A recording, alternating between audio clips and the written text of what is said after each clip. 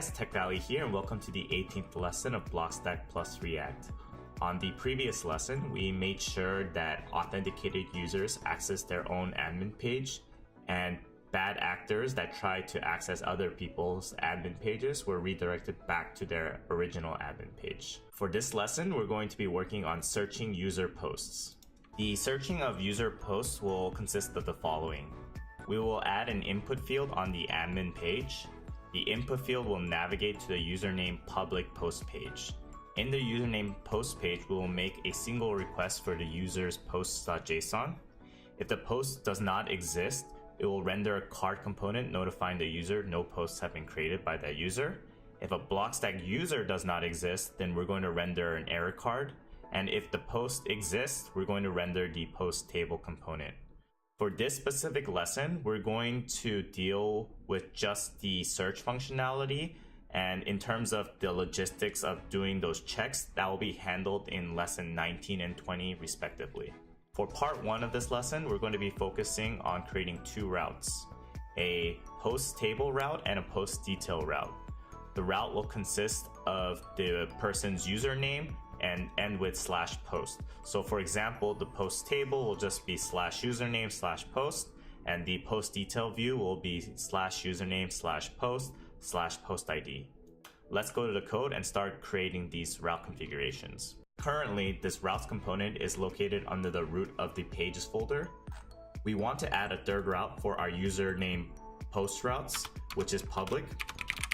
So first I'm going to create the base component here.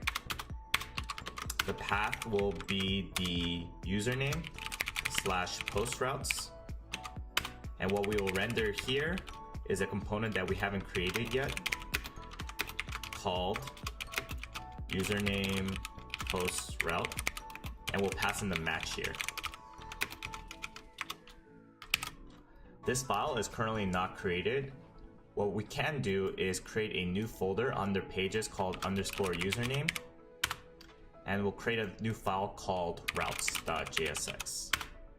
We'll leave this empty for now, but let's go back to our root route, and we'll import username post routes from pages _username/routes.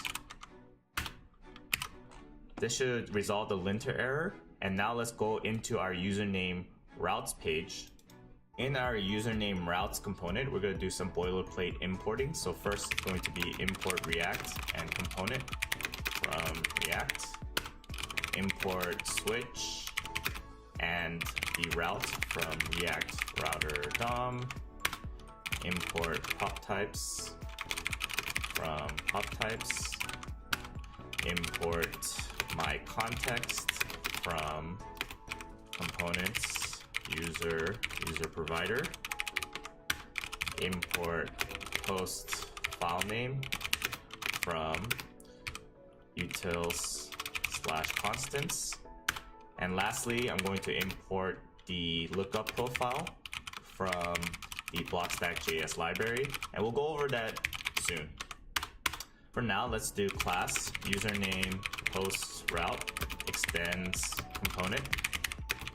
We'll do a render function here, and for now we'll just return nothing, and we'll do export default username post route, and we'll also include the context type since we are importing the my context. So say username post route dot context type equal my context. Sweet. The next thing we want to do is set up some dummy routes, and similar to our root route, we're going to create a switch component at the top, and we're going to render two routes.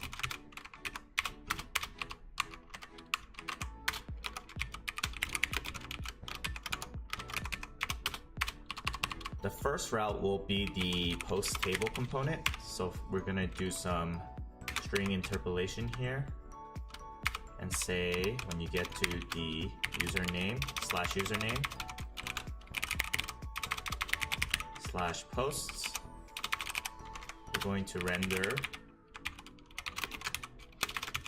a post table, and we also have to include the keyword of exact here.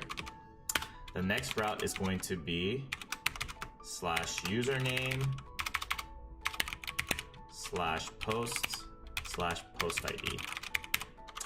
And for now, we'll just render an empty div that says post detail view. And we don't need to provide an exact here. The username is linting because we don't have that information. And keep in mind that when we passed in the username post routes, we also passed in the match here. So in our username routes component, we can do static prop types here and say match is an object that is required. We'll also destructure out the match prop here equals this.props. And here we could say match.params.username. And here we could say match.params.username. Cool. With this setup, let's go to the browser and make sure that these empty divs are showing up with any username. I have my terminal running beforehand, so I'm just going to directly go to the browser. And when I type in comas.id/posts, it goes to the post table, post ID of whatever I want, and then it goes to the post detail view. Perfect. We're going to be working and importing the proper components in a future lesson, but for now, I just wanted to make sure that the routing was working properly. Let's go back to our code and finish out some of the other plumbing issues. Now that we've got our basic configuration done for the username post routes, let's go back to the admin username page and create that input field. So under the button, let's do a div, and we'll give it a class name of mt1. And that'll give us a little bit of a margin between the button and our container. And inside of this container, we're gonna say columns. Here, we're gonna do columns.column, giving it a size of 6. And the size 6 indicates that it's only going to take half of the width. And inside of this column, we're gonna say div, give it a class name of field. Within this field, let's give it a label. We don't need this HTML4 for now. And we'll give it a class name of label. We'll write explore users posts. Below the label, we're gonna create an input field.